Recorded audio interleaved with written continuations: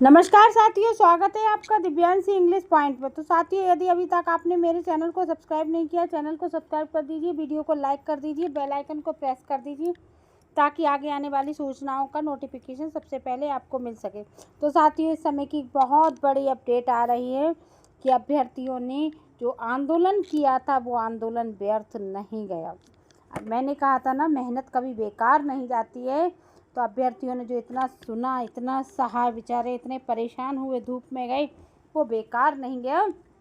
क्योंकि शिक्षा सेवा चयन बोर्ड में कल बृहस्पतिवार को, जी हाँ आप सही सुन रहे हैं, 3 जुलाई दिन बृहस्पतिवार को एक आपातकालीन बैठक होने जा रही है।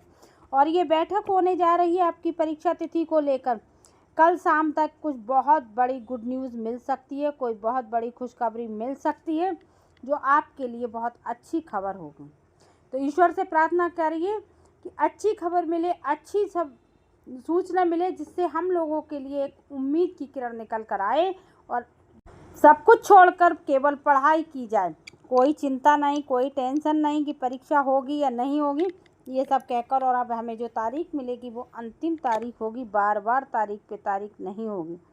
तो चिंता न करिए, आपकी जल्द ही परीक्षा होने जा रही है। कल का बेसब्री से इंतज़ार रहेगा, कल इंतज़ार कीजिए। केवल आपकी मेहनत से ये सब सफल हुआ है। युवा मंच की टीम ने आपके लिए बहुत काम किया, आपने भी उनका साथ दिया है। इतने सारे अभ्यर्थी पहुंचे थे, 6-7 हज़ार, यही बहुत बड़ी संख्या हो गई थी। इसका प्रभाव आपकी संख्या का दिख रहा है। अगर ये संख्या पहले एकत्रित हो गई होती तो शायद अब तक इतना परीक्षा तिथि को लेकर संघर्ष नहीं करना पड़ता। तो कल उम्मीद है कुछ बहुत बड़े फैसले हो सकते हैं आपकी परीक्षा तिथि को लेकर। ईश्वर ने चाहा तो आपको परीक्षा तिथि मिल जाएगी, क्योंकि एक रात के बाद उजाला ज़रूर आता है। अंधेरे के बाद ज़िंदगी में उजाला आता ही आता है, हमेशा अंधेरा किसी की ज़िंदगी में नहीं रह सकता। जो मुझे सूचना मिली थी, जहाँ से भी मिली थी, मैंने आपके साथ शेयर कर दी कि अब शिक्षा सेवा चयन बोर्ड में मीटिंग होने जा रही है। देखिए, सबके अपने अपने सूत्र होते हैं, सभी को अपने अपने सूत्रों से ही जानकारी मिलती है। तो मुझे भी अपने सूत्रों से यही जानकारी मिली थी कि कल शिक्षा सेवा चयन बोर्ड में आपातकालीन मीटिंग इसलिए कही जा रही है क्योंकि कोई इसकी योजना नहीं थी। जैसा कि आपको मालूम है, शिक्षा सेवा चयन बोर्ड में हमेशा मीटिंग मंगलवार को होती है, और इस बार ये मीटिंग बृहस्पतिवार को होने जा रही है।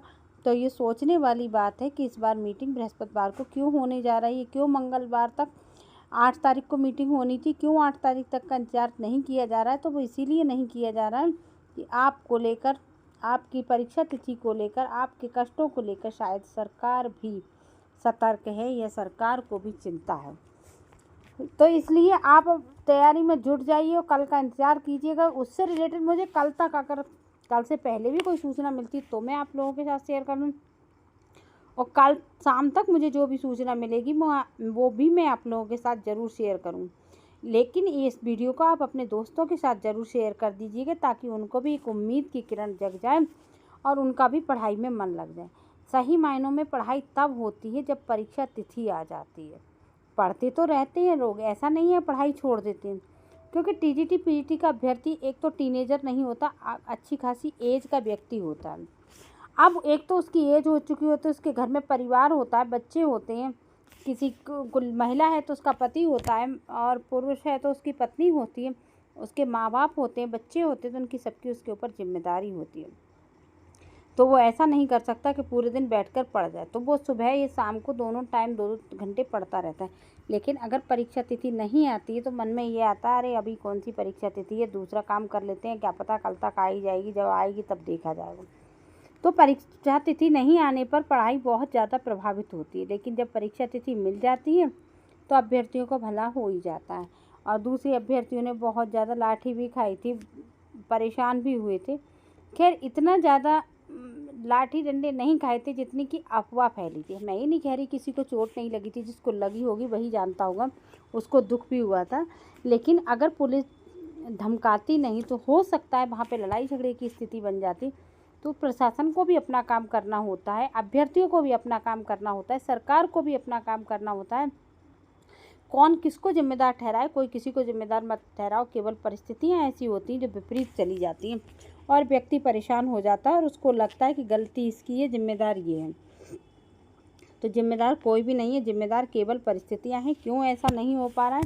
ईश्वर ने चाहा तो जल्द ही आपको नई परीक्षा तिथि भी मिलेगी और जल्द ही आपको नई वैकेंसी भी मिलेगी। उम्मीद है कि जल्द ही आपकी दोनों खुशखबरी आपके साथ होंगी, यानी एक हाथ में नहीं, आपके दोनों हाथों में लड्डू होंगे। इस वीडियो को ज़्यादा से ज़्यादा अपने दोस्तों के साथ शेयर करते रहिए, ताकि उन लोगों को पता चल जाए कि अब उम्मीद की एक किरण आपके अंदर भी जागने जा रही है।